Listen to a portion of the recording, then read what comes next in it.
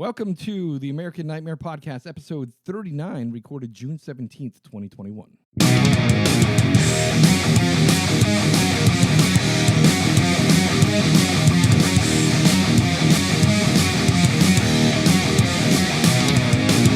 Woo woo.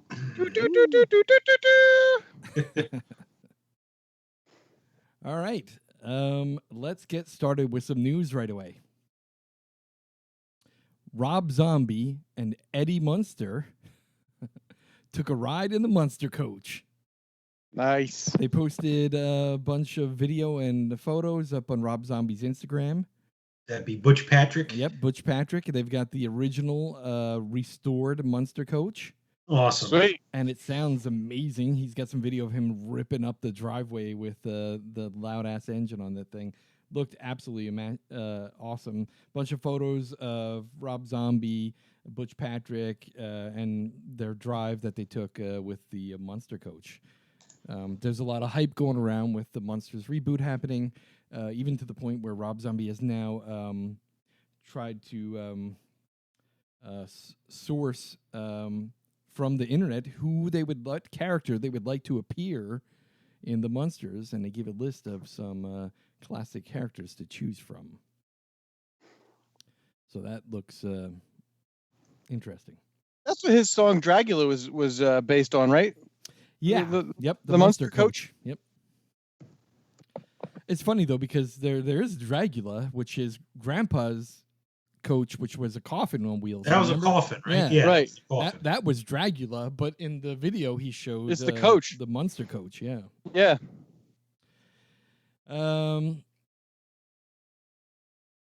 There is a new trailer out for a horror comedy called Too Late. I'll post the link to the trailer, and here's a brief summary from the story. This is a cozy horror comedy set in Los Angeles indie comedy scene featuring Violet Fields, who works a thankless job as an assistant to Bob Devereaux, famed comedian and host of the lively variety show Too Late. But what only Violet knows is that Bob is a monster, both literally and figuratively. Resigned to her fate, Violet is caught by surprise when she meets a surprising comedian, Jimmy Rhodes, and the sparks fly. But as her feelings for Jimmy grow and Bob starts to doubt her loyalty, she and Jimmy could end up as Bob's next meal. Interesting. That sounds interesting. Yeah, horror comedies. Love horror comedies. Come on. And did you say that was Netflix? This is going to be on... It didn't say. It doesn't say. Maybe it'll be a theater film. Maybe. I guess the new streaming service really is the new direct-to-video. Yeah. Hollywood Reporter says a Toxic Avenger reboot is underway and has just announced some new cast members. Jacob Tremblay, Taylor Page, Elijah Wood, and Julia Davis are already on the call sheet, as is Kevin Bacon, who's going to play the antagonist of the movie. Nice. Elijah Wood. Yeah, and Peter Dinklage What? is going to be the top lining of the feature. Nice. That's awesome. Yeah. Yeah, I saw Elijah Wood's name involved in that. He seems to be involved in a lot of horror. Yes, Yeah. he is. Well, he's got a production company that helps fund some of these indie horror films. He was involved in the movie we watched for the... Yeah, Yeah. I saw that too. I was like, oh, Yeah, right? shit. Yeah. So yeah, if his name's on it, Peter Dinklage is definitely going to watch it for sure. No doubt. Yeah, I'm eager to see, and this is from the Hollywood Reporter, so I'm eager to see Toxic Avenger reboot. Hey, why not? Yeah. I used to love Toxic Avenger. Man, I loved all the Trauma films, man. Kabuki Man. Yeah. I mean, they're all great movies. Trauma's War. Yeah. A new trailer has surfaced for Pig, a new Nicolas Cage-led horror film. Nicolas Cage seems to have a newly reborn career in horror films. Yeah. He is cranking them out left and right. He can just act his ass off as much as he wants in horror films, and no one seems to give a shit. Yeah, Yeah, Nick, you do you, man. Yeah, his crazy overacting fits perfectly in these horror movies. Yeah. So Pig is interesting. It's a truffle hunter who lives alone in the Oregonian woods, and he must return to his past in Portland in search of his beloved foraging pig after it is kidnapped. That doesn't sound much like a horror. Sounds No. like a Disney flick. Well, it seems to me that he's going to start killing people that have taken his pig. All right. There is a new movie coming out called The Funhouse. It's a reality show horror film. Oh. Yes. Wasn't there a Funhouse Funhouse in out? the 80s? I was going to say there was a Funhouse out in the 80s, right? That was a Yes, good there movie was. too. Funhouse from the 80s. Yeah, it was a good 80s horror. Yeah. Yep. So this is a reality show horror film. A down and out backup singer, celebrity ex-husband Casper, says is invited to compete in a Funhouse. In the Funhouse, it's an online Big Brother style reality show. In an attempt to rebrand his image due to a tarnished reputation, Casper reluctantly accepts the offer, alongside 7 other C-list celebrities from around the globe. C-list. He will compete for a $5 million prize. At first, the Funhouse is just, as the name suggests, full of wild times, budding friendships, love connections, and brewing rivalries. But to everyone's surprise, the fun quickly turns into misery when the first challenge leaves one of the contestants brutally murdered. Nice. That sounds interesting. It's a good idea. Yeah, all captive in a home, kind of like a Big Brother. That sounds Yeah. pretty good. Yeah. And then they start offing them. Yeah, Or in order to win, you got to kill yourself. right. I'm down. New Evil Dead movie, Evil Dead Rise, is underway. Wow. There are 3 new actors that have joined the cast. Gabrielle Ecolas, Morgan Davies, and Neil Fisher have been announced as joining the cast. This movie summarizes 2 estranged sisters whose reunion is cut short by the rise of a flesh-possessing demons, thrust them into a primal battle for survival as they face the most nightmarish version of their family imaginable. The Deadites. The Deadites, yes. I'm so happy that the Evil Dead franchise lives on forever. Yes, me too. Keep on cranking out material, whether it's video games or movies, and just keep making them happen. I love it. Yeah, they released that game trailer too, and the game looks like it's gonna be pretty sweet. Yes, I am so eagerly waiting that. I don't like pre-ordered it. co-op shooters though. I was disappointed it was a co-op shooter. Well, Can you play? I Can like you play that single can play person? as a Deadite. Yeah. You can play as the Deadite. Yeah. But yeah, I'm not it seems that's like the popular genre, like the co-op shooter. Everything's co-op shooter. It's Yeah, I'm not really into shooters in general. First-person shooters are not my thing, but I love Evil Dead. I have almost all the Evil Dead video games, so I will buy this one and likely play it. Actually, this looked third person though. I think. It is. Yeah, which is not quite as bad. I can handle third person. First person I can't do. Well, the best thing too is they have all the characters, including characters from the TV show, which is fantastic. Yes. And they've added characters from the Evil Dead reboot. Yeah, I'm wondering if they have like unlockables too. I would certainly hope so. Yeah. That'd be sweet. The directors of the new Scream movie say the picture is locked and loaded, and the score is complete. They posted an image from the post-editing room on Twitter yesterday and on Instagram, so I am stoked for that. And so did Wes Craven have any kind of input on that? I don't think so. I mean, No. He's been dead for what, 4 years? Yeah, 4 years. Yeah. Unless they talked about it, prior to him dying. Yeah. I don't know that he had any input or plans or any sort Knowledge of the remake. ideas for a reboot or remake. They waited till he died to. Yeah. That'd be pretty meta though if they somehow figured out a way to get him involved in the flick. I mean, that would be a Scream like movie said, right there. It takes, 4 years for a movie to get made, and True. COVID put a lot of stuff on ice for at least. Well, and we year. don't know how long they wrote and rewrote the script. That's what I'm saying. So yeah, I mean, It's that's possible. Anyway, the director promises it's worth the wait, so we'll see. All right. He set a high bar by saying that. Have you guys especially the intro scene, right? It's like that's going to be hard to top. Right. Have you watched any of the series? The No. series no. I heard that's decent. I think they had like 4 seasons of that. I have not. In video game news, Evil Dead Village is going to receive a new DLC. They've teased that a new DLC is coming. There's no other details, but the fact that a DLC pack is coming is nice. Yeah, and it's the vampire lady. That's what I like. Yeah, that's what they showed on the picture for the announcement of the DLC. That's what they said. That's going to be revolving around her because she was like the most popular character in the game. Well, you got a bunch of fan idiots out there drawing pictures of her topless. And You can imagine her. I mean, she's pretty good looking, right? Yeah, every kid out there is doing their fan fiction of that character now. Yep, for sure. Damn perverted teenage boys. Damn perverted nerds. Resident Evil Infinite Darkness opening scene has spread online. This is the new Netflix animated movie, Resident Evil Infinite Darkness. Opening 5 minutes of the movie is already posted online and circulating very quickly. I grabbed a glimpse of it yesterday when it came out on YouTube. It looks pretty interesting.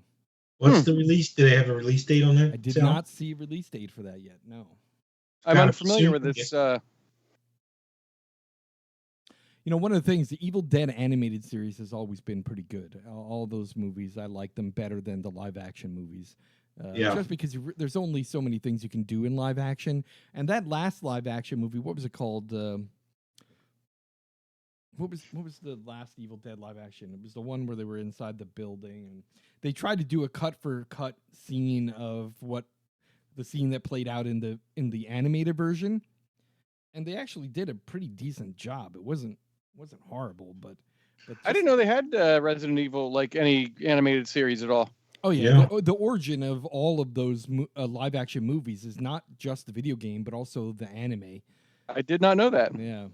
If you get a chance, Netflix does have a bunch of the older anime movies up there for Resident Evil. They're definitely worth watching. Okay, like I said, animation movies, you can get away with doing a hell of a lot more things than you can in live action. Definitely. All right, well, that's all I have for news. You guys have anything?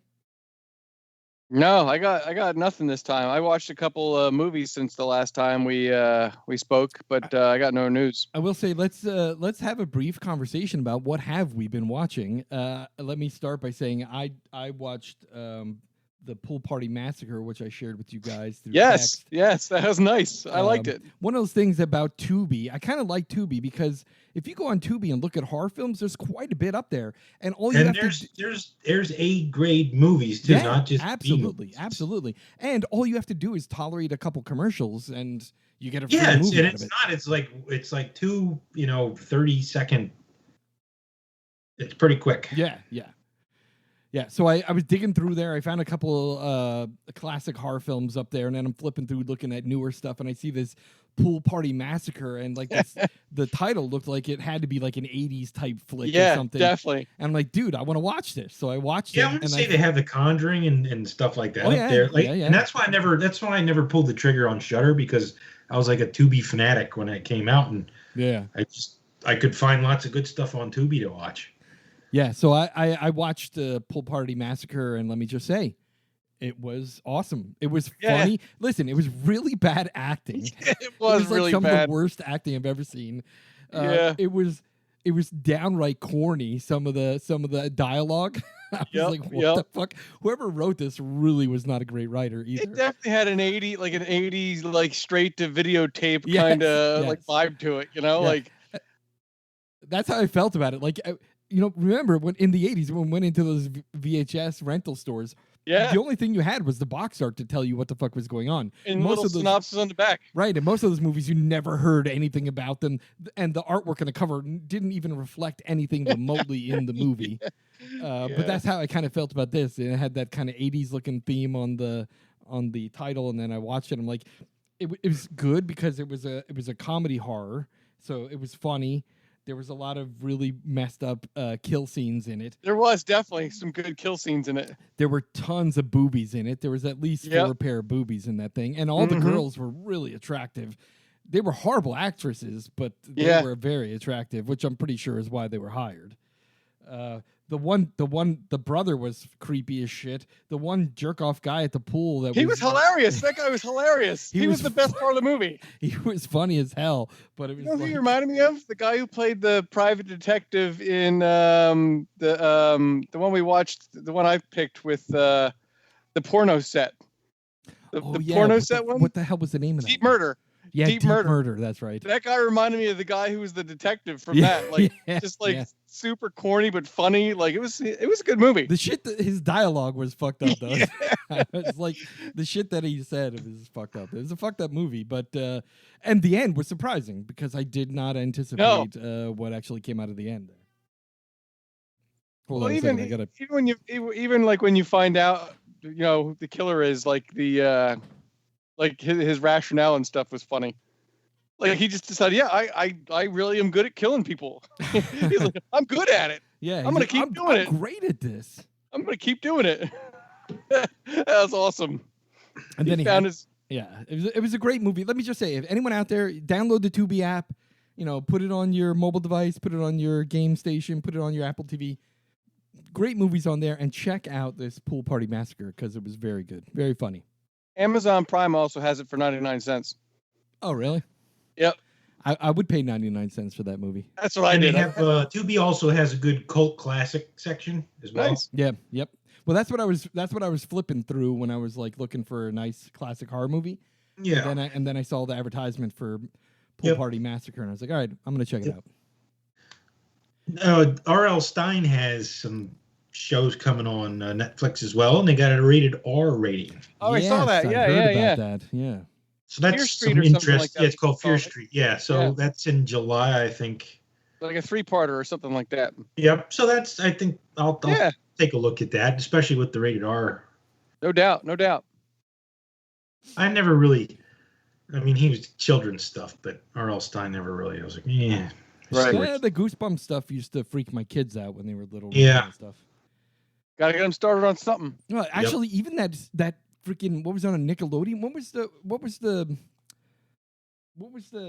Goosebumps TV show on? Was that Nickelodeon? That was Nickelodeon, yeah. Yeah, because I remember that was pretty messed up. There was some stuff. Yeah, was there a puppet? There was one of the puppets. Yeah, there was a couple things in there that scared the crap out of my kids when they were little. Yeah. All right, so let's get started with this month's top 5. So we want to talk about a couple things here. We're going to take this opportunity this month to focus on a particular writer or director or particular figure in the horror genre universe. And this month is going to be Wes Craven.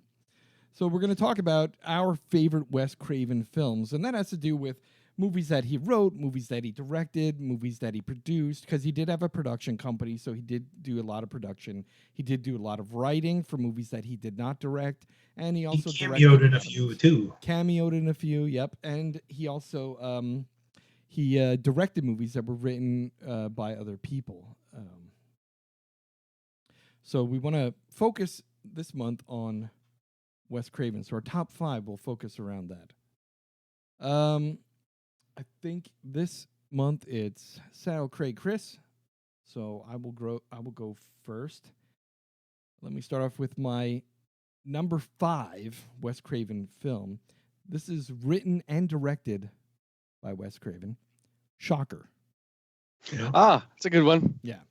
Shocker is one of those movies that I love how, especially in the 80s during the whole satanic panic bullshit, you always got rock and metal kind of combined together. Yeah, it was a great soundtrack. It was a great soundtrack, yeah. Fantastic soundtrack, which... Is that Horace Pinker? Yes, yeah. Horace Pinker, the murderer. And the soundtrack opens up with the title track called Shocker by a band called the Dudes of Wrath. Megadeth did something in that, didn't they? Yeah, they did a reboot of No More Mr. Nice Guy. Yeah, that's right. And wasn't the Dudes of Wrath like Dudes from Kiss, and it was like a super group or something, right? Yeah, Dudes of Wrath was a super group. It had like Paul Stanley from Kiss. It had Desmond Child, who's a vocalist and a songwriter. I believe there was. Let me see. I'll have to look it up. All right, here you go. Dudes of Wrath. Paul Stanley vocals. Desmond Child vocals. Tommy Lee drums. Vivian Vivian Campbell played on guitar. Nice. Randy Sarzo played bass. Quiet Riot. And Guy Mandude played guitar. Yeah. That's a great group. Yeah, I mean, that's like, shit, dude. Talk about a super group from the 80s. Right. But did they do anything besides that soundtrack? No, that's all they did. Yeah, that was it. Like 3 songs in that soundtrack, I think it was, right? And then that's it. Yeah, the Dudes of Wrath. Great soundtrack, great movie. Shocker. My number saw 4, that one in the theater. Yep, I saw that one in the theater. Yeah, me too. Yeah, I remember seeing it in the theater. It's like, isn't it funny when you're a kid? Like, I don't know how old. What year did that movie come out? Shit, that like was like 90, maybe 89. No. It was earlier than that. It was. I just want to get a gauge of how old. Like 89 or 90. Like, was earlier than that? I think it was 89. I think it was 89. Yeah. Let me look.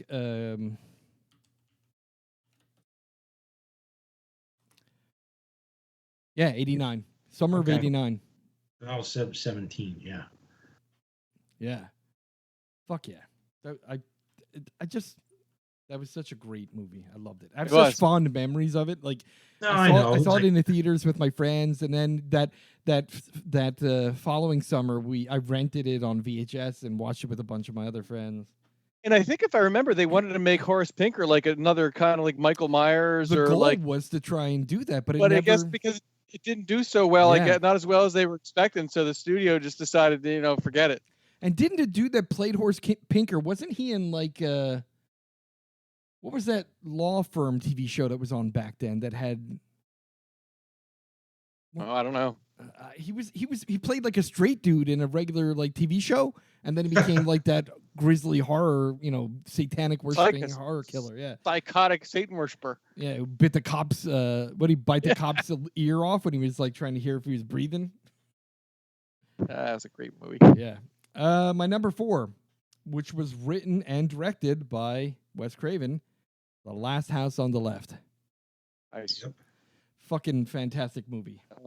Brutal film. Yeah, absolutely. It's the one that put his name on the books, man. My number 3 was directed by Wes Craven, but not written by Wes Craven, and that is Deadly Friend. It's a great one of my favorite kill scenes in the 80s. Yes, the basketball to the head. I forgot about that. And it was from that chick from Throw Mama from the Train. What the hell is her name? I can't remember. Shit. Yeah, and she was also in Goonies. Yeah. For Kelly. Yeah. That movie, it's funny because when you watch, what was the documentary where they talk about that? Is it one of the Into the Darkness or the? Yeah. Where they talk about how Wes Craven had a bigger plan, a bigger vision for it, and then the movie company kind of like just kept chopping away at his ideas and chopping away at what he wanted to do and chopping away at his budget till he was left with like a shoestring budget to try and pull the movie together. It's still, I mean, yeah, it was looking. If you watch it again, it's pretty bad film, production wise, but it's a good concept. Yeah, the story, the concept was the thing that got me. Plus. Christy Swanson, come on. Right. My number 2 was written and directed by Wes Craven, The Swamp Thing. Swamp Thing. Love Swamp Thing. Written and directed by Wes Craven. Absolute masterpiece. I love that movie. I just watched it not too long ago with one of my kids, and they love it too. Watched that. The first time I saw that was like at a friend's house for a sleepover. There was like 5 of us in his basement, and we put that on. It was one of those movies that was on HBO, like repeatedly. Yeah. Yes. When we were kids. Yeah, that's exactly what it was. It was on HBO. I saw it. And my number 1 movie by Wes Craven, written and directed by Wes Craven, A Nightmare on Elm Street, 1984. Again, another film that just made his career because it was something new, something different. And it really caught on. It became a whole thing of the 80s.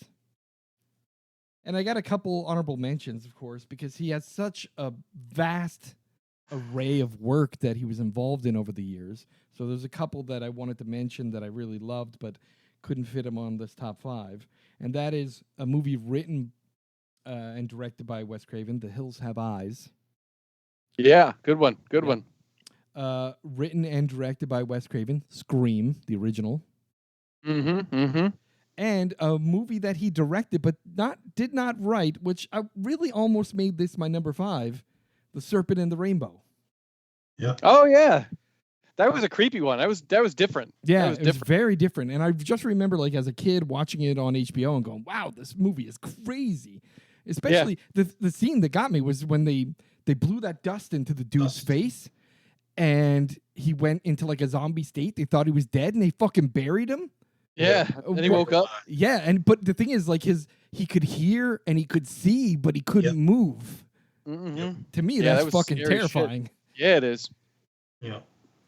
There you go. That's my top 5. Nice list. Okay, continuing with The Serpent and Rainbow, that's my number 5. Nice. Ah, sweet. So that was sort of loosely based on a true story too. Yeah. Oh, was it? Yeah, and it was written as a book, and then somebody wrote the screenplay, and then Wes Craven got hired to direct it. Yeah, it was like they had this voodoo, and they said there was like people walking around like in this zombified state, and it was from whatever that dust was. I forget what the. It was like a natural. Some sort of natural neurotoxin. Dried up blowfish or something like that. Yeah. Not bath salts. Yeah, I don't know. I think the same idea came from. Do you remember the original White Zombie movie in the 1930s? Yep. Was also based on the same book. Yep.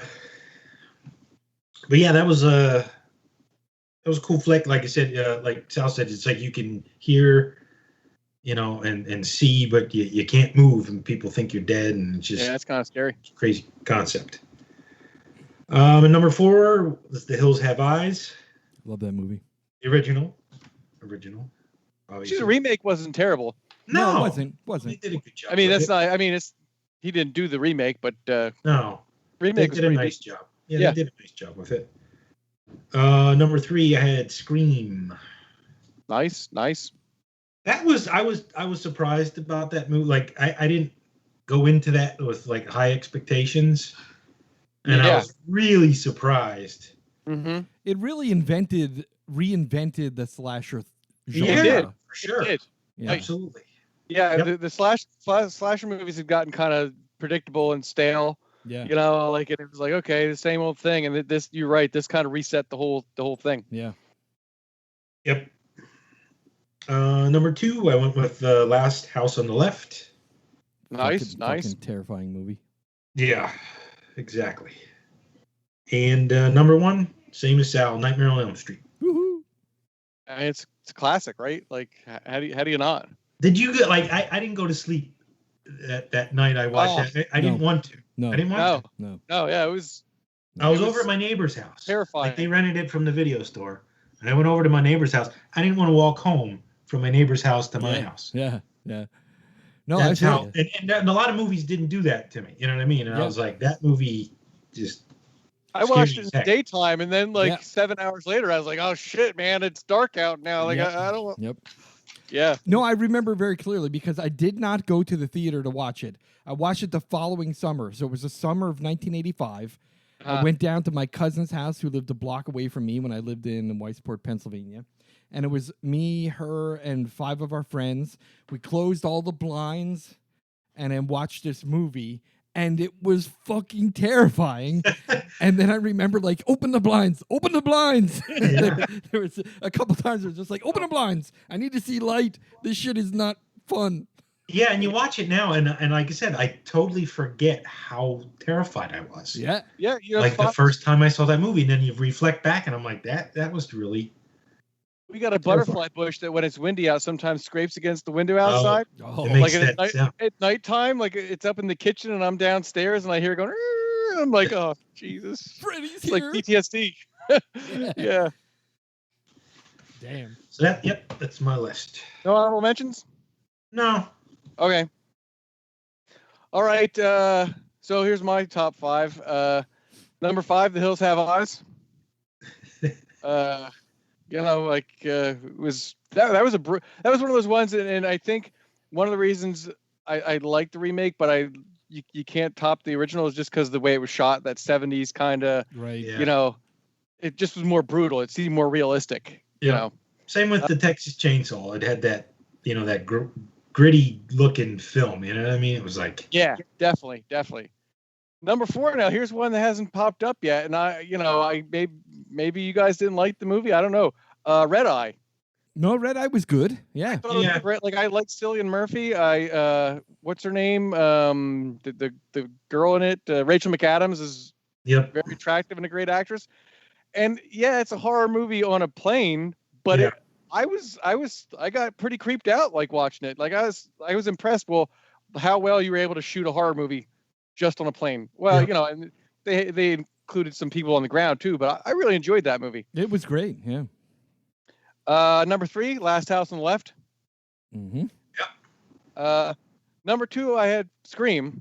And again, like you said, it reset the genre. Like, I was a huge slasher movie fan, and I just got bored with them, Yeah. And I was like, well, it's Wes Craven, I'll give it a shot. And I hadn't heard anything about it. Like, no one had told me anything about it, so I went into it knowing it was a slasher movie by Wes Craven. And we know what else was neat about that is, it was a slasher, but it was also a whodunit. You know what I mean? Like, that's true. Yeah, that's true. That's what would, like, you were trying to figure out. Well, you know who Michael Myers is. You know who Jason. Right. But this one, you didn't know who it was either, right? And you're like, well, who the hell is left? Like, who the hell can it be? Like, as they were whittling him down at that party, there's only like 2 people left. Yeah.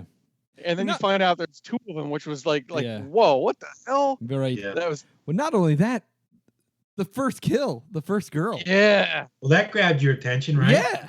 And you just the rest of it, you're like, wow, you know what I mean? You're like, your heart's like beating fast, and then they cut into the movie. It's like, and even it was weird to answer the phone then, like whenever your phone rang at night, like in your house, like, oh, shit. And he did a nice job with the voice, because that was so important. Like, if that voice was like not the way it was, it wouldn't have worked, right? Yeah.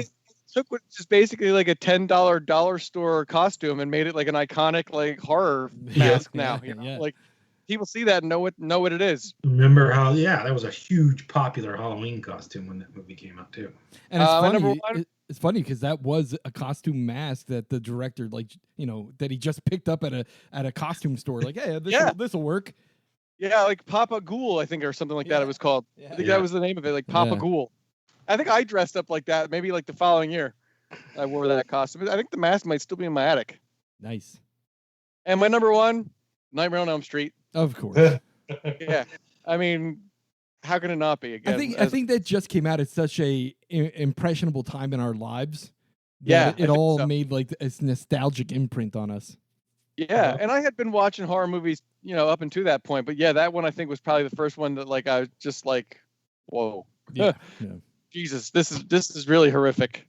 Yep. I got a couple honorable mentions. I have Deadly Friend as one of mine. Oh yeah. People Under the Stairs. Oh yeah! Holy shit! Yeah. That was like totally different. Like, I saw that one in the theater, and I walked out there scratching my head a little bit. What a strange movie that was. It was comedy, horror, BDSM, little pornography, right? Yeah, it was just a fast movie. And that's it. Those are my two honorable mentions. Very nice. All right, good. All right, so just before we move on to the movie of the month, let's focus a little bit more on Wes Craven and talk a little bit about some of the things that he produced. Be right back. Okay. Some of the great movies produced by Wes Craven. Now, remember, he has I'm looking at IMDb, right? And on IMDb, they have him credited as a writer 50 times, a producer 26 times, a director 36 times, and appearing as an actor 21 times. As a producer, he has produced so many movies. Because not just the movies that he acted, that he directed or wrote, but also movies that he just ran through his production company. Yeah.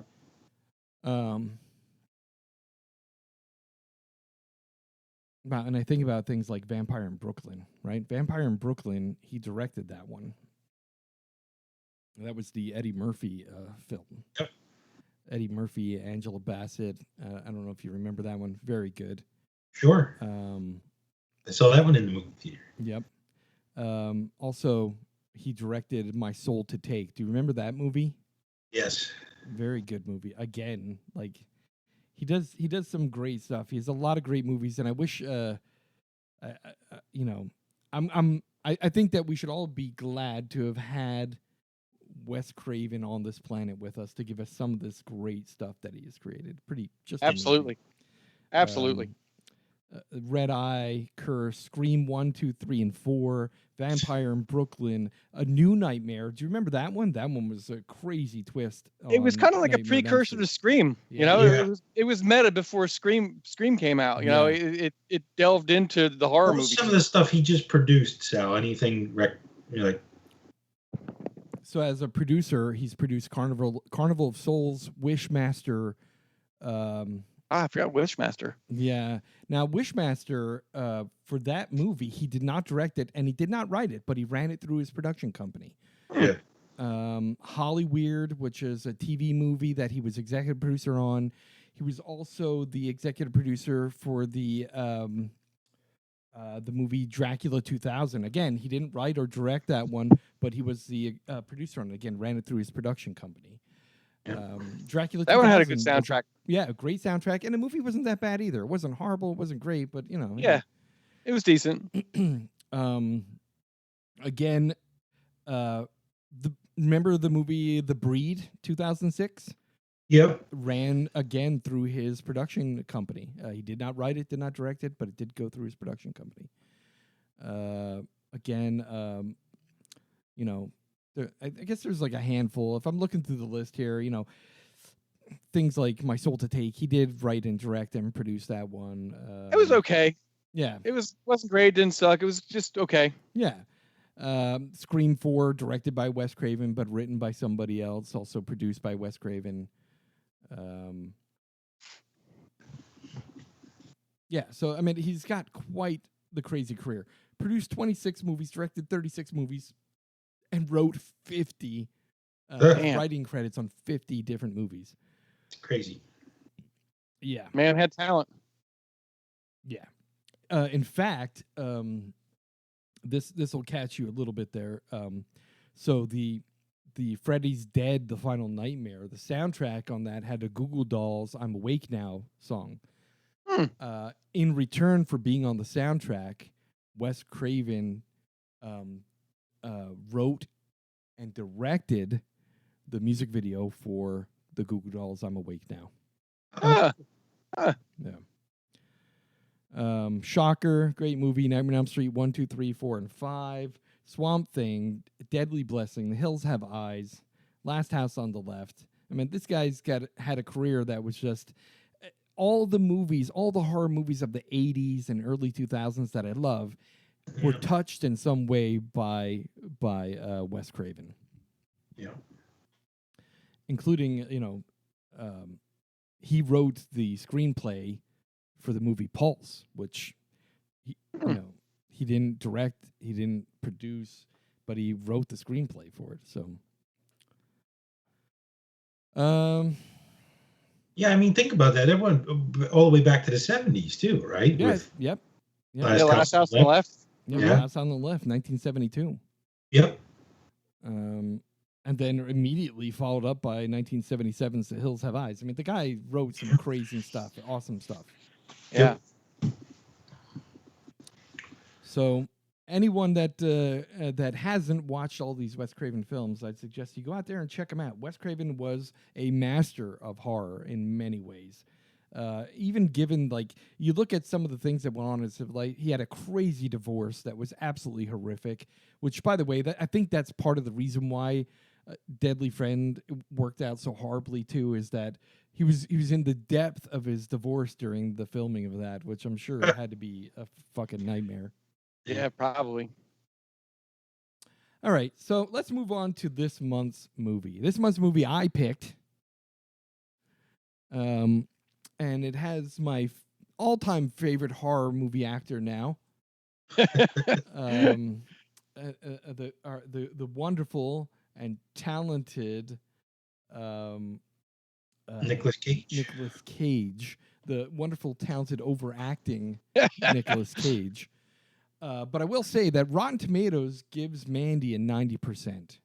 Really? Well, how about IMDb?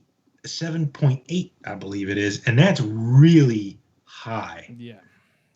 Yeah. That's a high score from IMDb. I mean, there's some like classics like that have a 7.8. Right. Now, when you look at this movie, before we discuss the film itself and we discuss what we watched and give our review, let's talk a little bit about the director. The director is a gentleman by the name of Panos Cosmatos. I don't know that. Have I seen anything else from him? I think that's all he's got. He's got 3 things that he was involved in. He was the director and screenwriter for Beyond the Black Rainbow, which was a horrifically reviewed movie. Yeah. And then under Rotten Tomatoes, they have him as executive producer to a movie called Rewind This from 2013. It looks like that got 100% on Rotten Tomatoes. It is an ode to abandoned technology with some admirably wide-ranging insights. Rewind This is an entertaining viewing for even those who didn't live through the VHS era. It's a documentary, apparently, of VHS. Interesting. And that sounds interesting. I would check that out. B movies and such that came out in the 1980s on VHS. And then he's got his 90% for Mandy, where he was the director and screenwriter for this film. Sure. Now, Mandy, let's give a little read the summary for this movie,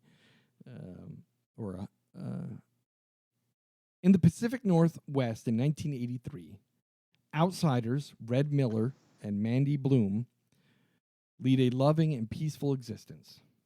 When their pine-scented haven is savagely destroyed by a cult led by a sadistic Jeremiah Sand, Red is catapulted into a phantasmagoric journey filled with bloody vengeance and laced with deadly fire. Yep. This came out in 2018 at a limited theater release and then went to streaming in September of 2018. The box office gross for the U.S. is $1.2 million. And the runtime is 2 hours and 1 minute. Yes. That's a shame. I would have loved to see it in the movie theater, by the way. Yes. Let me just say right off the bat that this film is a twisted acid and mushroom trip induced terrifying mindfuck. Yeah, you might not want to watch it if you're. Visually, I thought it was pretty stunning. Like visually, my mind was just like in awe of the stuff that I was seeing. Not just visually, but the inclusion of the soundtrack with just those dead drone guitars every now and then. It sounded like an 80s soundtrack too. Yes. It was like perfect. Yes. Yeah. And my favorite scene, hands down, is when he finally, gets into the biker gang. So let's kind of preface this. We're gonna spoil the shit out of this. I don't think you have to. Yeah, it came out in 2018. So if you haven't watched it yet, you have to. You have to watch it. Like, this is one of those movies where it came out in the theaters and only did $1.2 million, but it has since become a cult classic. Yep. Everybody watches it, and it's available on every streaming service. It's on Shudder, it's on Amazon, it's on Netflix. It's everywhere because it is quite the amazing film. Yep. I think that these films and mostly these terrifying psychological thrillers, you have Mandy, you have The Color Out of Space, you have Mom and Dad. Do you remember that movie with Nicolas Cage, that horror movie where Mom and Dad turned into killers? Yeah, I don't remember that one. These movies were built for an actor like Nicolas Cage. His classic overacting, which is commonly made fun of, fits so perfectly into these films. Yes. Favorite shirt. Yes. That's my favorite shirt. Like, really, dude? Really? Not only that, but his fucking bug eyes when he does the crazy eyes. I'm like, what the fuck? He's got the blood all over his face and he's like looking out the window like. And all you can see is the whites of his eyes.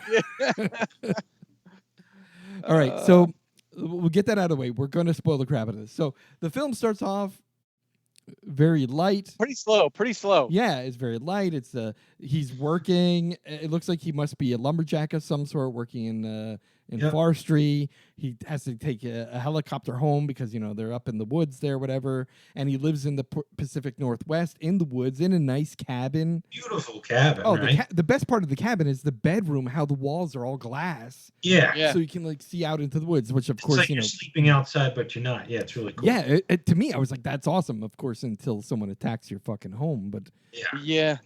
So they're like, you can see like they're really in love with each other. Yeah, right? they're very happy. And then I kind of get the glimpse that perhaps there's something special about his wife. Like maybe maybe she has like some sort of psychic energy or something. There's something... I sort of caught that too. Yeah, there's something about her. She's an artist, so like she's drawing pictures and she has this kind of spiritual sense to her.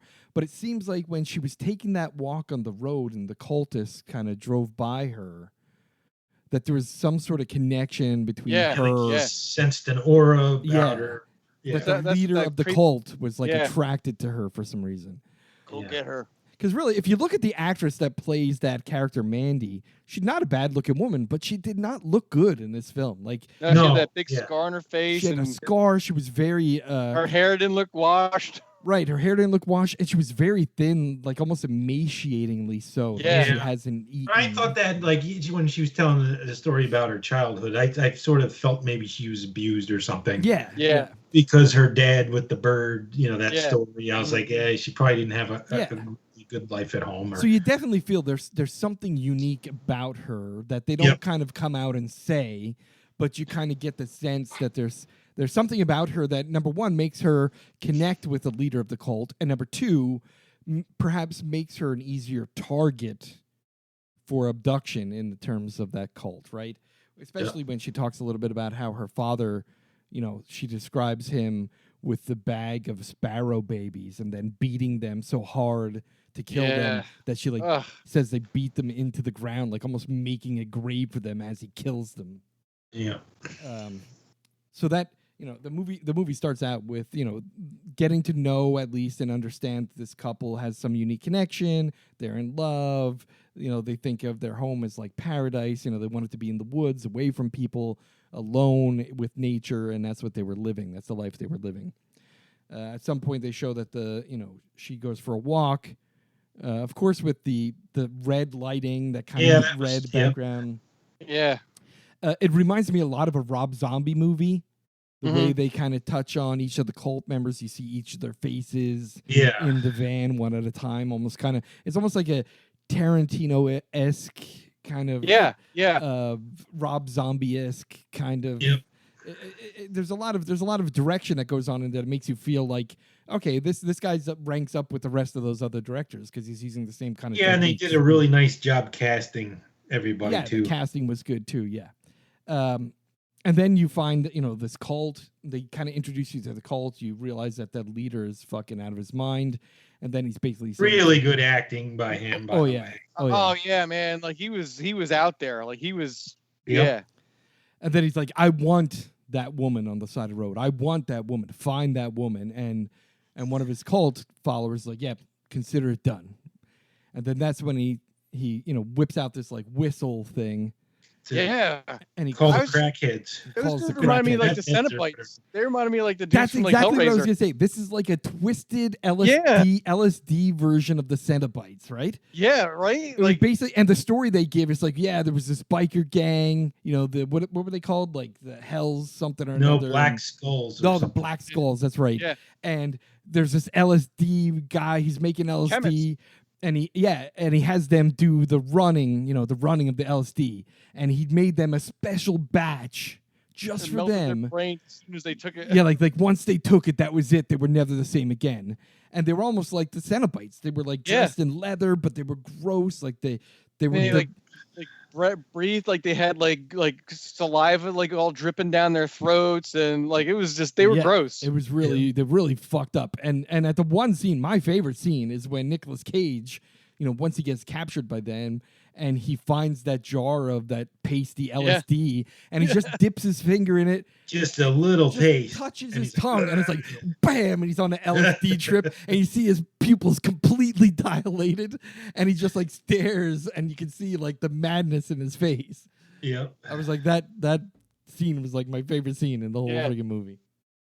But yeah, so this biker gang, they call on them, they show up and they say, okay, blood for blood, we'll do this thing you asked for, but we require sacrifice in place. And that's where the cult leader says, the fat guy. The fat kid, take him the fat kid. Take the fat kid.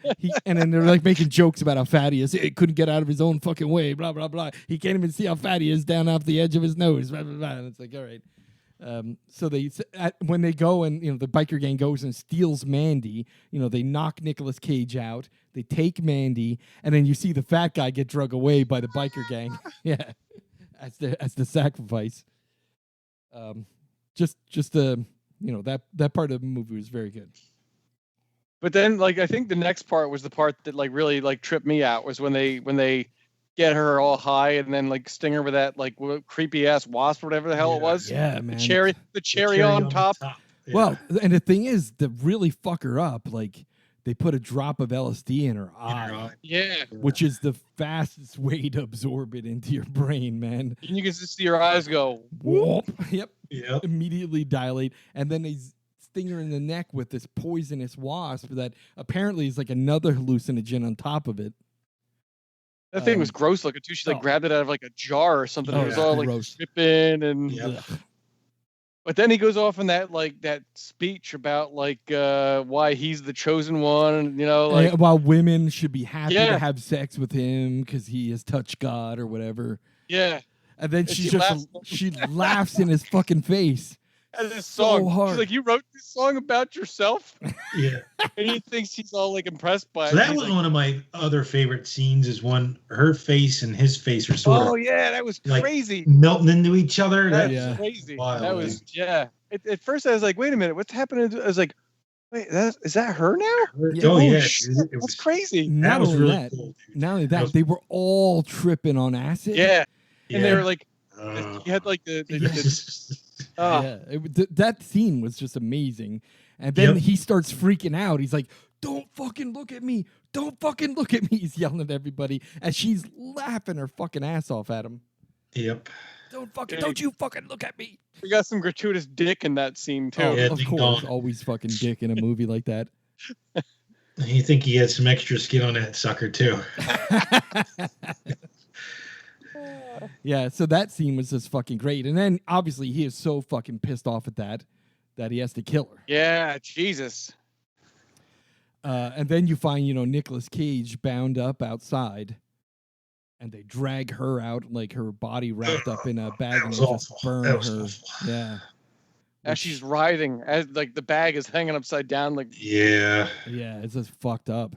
And then at the end, once they leave, and Nicolas Cage gets free, goes over to the pile of ash, and there's what's left of her head, and the ash just kind of blows away, and he's at that point, you realize he's lost it all. That's it. His life is now just going to be bent on revenge, and that's it. Mm-hmm. Mm-hmm.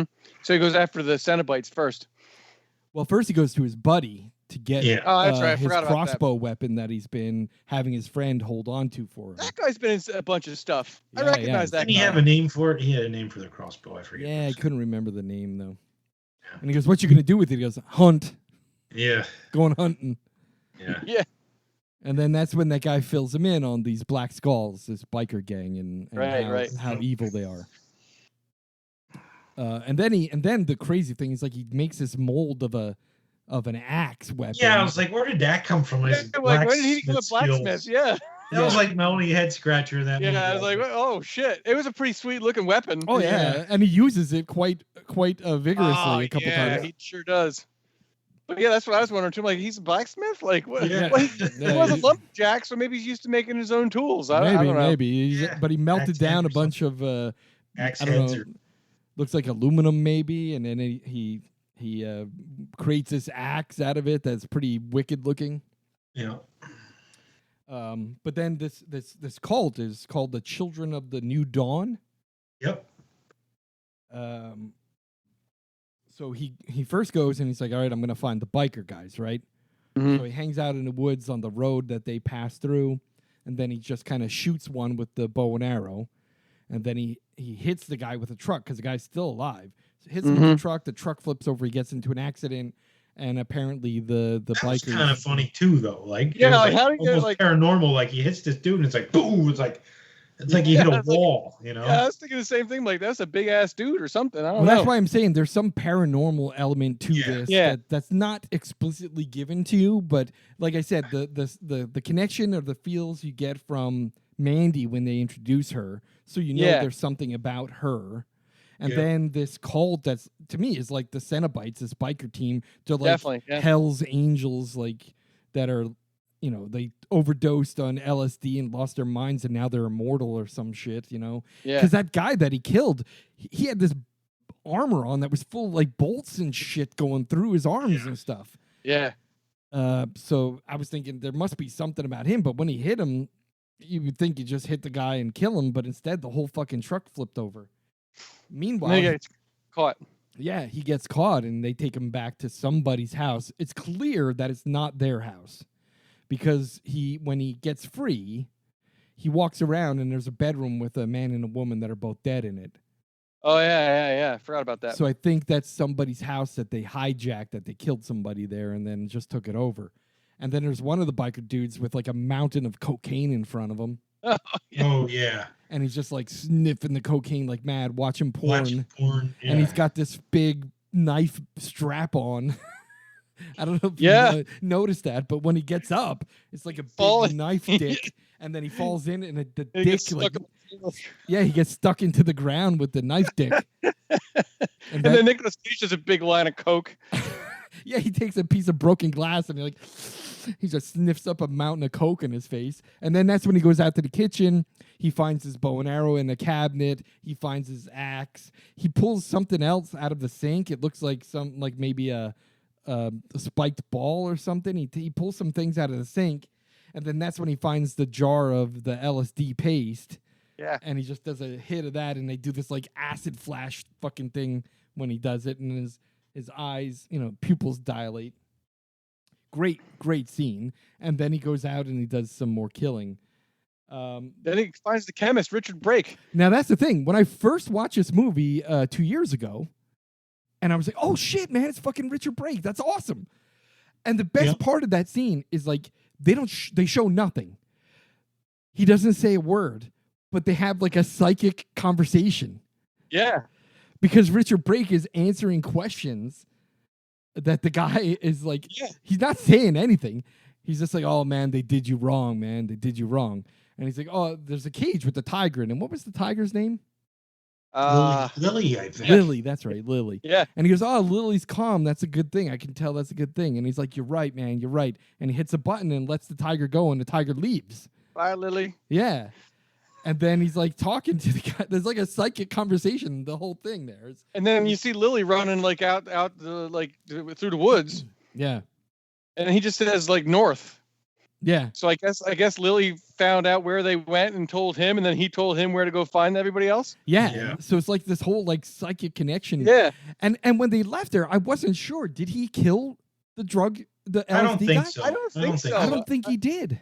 Because he helped him. Like he helped him out. Yeah, but it's just it was a very weird scene. It was a very weird scene. Yeah. Plus, I mean, he didn't do anything, to Mandy. So he just gave him the drugs. Yeah. He just gave him the drugs. They don't know how they're going to use them.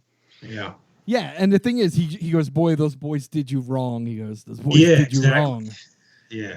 But man, that was pretty fucking. That was a wild scene because I'm like, what the fuck? And I guess you can imagine what they're saying. Yeah. Because all you get is Richard Brake making verbal answers. You have no idea what the hell he's hearing. Yeah, at first was like, did I miss something? So I rewound it for a second. I'm like, no, he didn't say anything. Is the volume too low? Is he whispering or something? Yeah. So anyway, great scene. That was another great scene. But then you see him leave, and then he heads north towards the wherever the cultists actually reside, their temple. Yeah. And when he arrives there, that the first person that meets him is the old woman. Yeah. And yeah, right. It was the old woman first. Well, right? no, he knocked off the minor characters. That's right. Like they were washing the car. And... Yeah. There was the one guy. He took the axe handle, threw his fucking mouth up against the tree. Oh yeah, that was the guy that they went to capture. Yeah, that's the one that called the bikers to capture Mandy, right? Yeah. Right. And he was harassing him as he was getting killed. He's like, "Oh yeah, Mandy." Yeah. Oh yeah, that's right. Then there was like two other. She's still cronies. burning. She's still burning. She's still burning. Yeah. Then there was two other guys. You know, the one was just like brain dead, washing the car. Guy, yeah. Oh yeah. Yeah. And then the chainsaw guy. You just see the axe come flying through the fucking air and hit that dummy right in the head.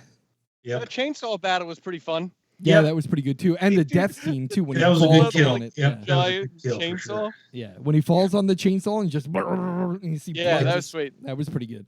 That was sweet. Then it was the Then old he lady. gets to the old lady and she's like, "Oh, you know, I was always his sensual lover." Like she's trying to say, "I'll fuck you if you don't kill me," but she was like a gross old lady. Yeah. And then you see the head of the cult in his temple naked. Yeah. And that guy was gross. Nicolas Cage just tosses the old lady's head into there, and it runs and it hits him, and he's like, "What?" And he like kicks it across the room. Yeah. But that was great too, because at the part where he's like begging for his life, he goes, "I'll suck your dick, man." Yeah. But then he changes after he does all that. He's like, "I don't kneel for you. You kneel for me. Yeah. You kneel for me." I was like, you just told him like 2 seconds ago you'd suck his dick. That's how he was the whole movie. Yeah. Though. Remember, like he was like schizo, like yeah, because they were all on fucking acid. Yeah. And then Nicolas Cage in an acid rage is like crushes his fucking head. Yeah, that was unbelievable too. But that was yeah. Well, I mean, nobody's that strong where you can. Maybe because of the acid that he took. Yeah, maybe now he's one of the Cenobites, right? Now he's one of the Black Skulls. Yep. I guess if he gets his thumbs strong enough in the temple, maybe you can. I don't know. One scene that we forgot to mention, and it was earlier in the movie, and it just was a weird part of the movie, was the macaroni and cheese commercial. Oh, geez, the goblin. Yeah, Goblin. yeah. Where he's like vomiting and shitting macaroni and cheese. What the fuck was that? That was fucking crazy. Oh my god, it was so great. That's why. Yeah, he pauses to watch the commercial, right? He's in this like rage. Yeah. It's like pauses to watch the commercial. Yeah. I truly believe that the writer of this movie was high when he wrote it. Yeah, I'm telling you, this movie is a complete and utter LSD trip. Like somebody fucking thought this up while they were tripping. I think you're right. But it's good. It is good. It was an entertaining movie. I was really entertained by it. Yeah, I was entertained, and like I said, I thought the visuals were awesome. Great visuals, and the sound like added to the creepiness of it. Right, and it was a perfect vehicle for Nicolas Cage. Nicolas Cage, right? Yeah. Just to touch on a couple things, right? So let's take a look and let's see what, if any, awards did this movie receive. Typically, we find that IMDb, so let's take a look.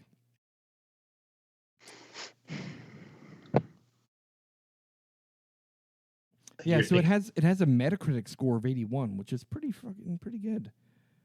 It won 12 awards and had 41 nominations. Oh wow! The Academy of Science Fiction, Fantasy, and Horror Films gave it the Saturn Award, which is Best Independent Film 2018. It was a nominee for the Alliance of Women in Film Journalism for the most egregious age of difference between a leading man and a love interest. It's a weird award to get. Yeah. Austin Film Critics Association, it won the AFCA Award for Best Score. Yep. Johan Johansson. No, and I that was, believe it or not, like shortly into the movie, I was paying attention to the score, and I was like, this is freaking it's good. It's a fantastic score. I did like it. I love that. Like you said, it had that 80s vibe to it too, like some of the synth, and it was cool. It did get nominated for Best Original Score from the Chicago Film Critics Association, but did not win. It also was a nominee of the Chicago Independent Film Critics Circle Award. It did win Cine Euphoria Awards, top 10 of the year international competition. Best original music, best supporting actor, and best international film. Nice. It won the Fangoria Chainsaw Award, best actor Nicolas Cage, best limited release film, and best score. It also won the Fright Meter Awards, best editing, and it also won the World Soundtrack Awards for Best Film Composer of the Year 2018, Johan Johansson. Yes, pretty good, pretty good. So yeah, I'm going to say definitely worth watching. Absolutely entertaining. Mm-hmm. I'm going to give it my score of 4 out of 5 stars. I was going to go 3.5. And I'm going to do something I never did, and I'm going to give it 5. Oh, wow. So that gives it the American Nightmare 4? Podcast 4 out of 5 stars. Yes. Wow, amazing. Like I said, definitely worth watching. It's a bit of a long movie, and it starts off a bit slow. It does. The first 20 minutes is takes a bit. But once the ball gets rolling, the action doesn't stop. And the craziness doesn't stop. No, like I said, it was just, that's why I gave it a 5. I mean, I'm very conservative with my 5 stars. This is the first one I've ever given, but yeah. Like I said, between the acting, maybe the first one by any of us, isn't it? Yeah, I believe it is. I don't think anybody. I was going to go 4.5. I was going to go 4.5, but I bumped it up to 5. I just. What I will say, it's a really, like I said, the acting, soundtrack, cinematography, everything was perfect. Fantastic. Yeah. The only warning, the only caveat I will give is you should not take any hallucinogens before watching it. Because it will fuck you up. It'll probably scar you for life. You'll have a lot of bad trips associated with Mandy. Yes, most definitely. Yeah, so it'll turn a good one into a bad one. Yeah, for sure. And then the flashbacks that'll come with it just won't be good. All right, awesome. That's fantastic. So that's another one in the can. Let me just say, I want to thank all of our listeners for listening. We have an amazing amount of listeners now. I am just stunned to say that in the month of June, the total of all of our episodes, remember, we have a total of 38 episodes in the bag so far. Out of those 38 episodes, we've had over 1,000 downloads in the month of June so far. Nice. And it's only June 17th. Wow. We are really... word of mouth. Yeah, word of mouth is spreading. Very happy about it. Also, I look at the analytics. The last episode we did, which was Come to Daddy, most people listen to almost 80% of the full episode. Oh, nice. Which is pretty crazy because most people will listen to the intro and then they'll go right to the movie review. They'll skip the whole top 5 list and all that shit. They'll just listen to the movie review. Yeah. But over the last episode, they listened to the top 5, the news, and most of the review. So that's pretty impressive. Good. Nice. That's Hopefully awesome. That's a trend, right? Yeah, I like that. So like I said, if you're listening to this podcast, if you hear my voice right now, thank you for listening. Also, tell your friends. If you like horror movies and your friends like horror movies, get them to listen and give us some feedback. Again, you can email us at feedback@the-american-nightmare.com and tell us what you think of the show, or give us some ideas of what movies you'd like us to review next, or some ideas for top 5s. We're always open for ideas of what to review and what top 5s we should be doing. Definitely. Coming up with top 5s is a difficult task, believe it or not. Now that we're up to episode 39, we've got a couple ideas still in the bag, but we're going to run out of ideas for top 5s really soon. So we definitely could appreciate some feedback on that level. Yes. Yep. Thanks, everyone. Absolutely. Thank you. Thank you. Until next month, watch some more horror movies. Tell us about it. Woohoo!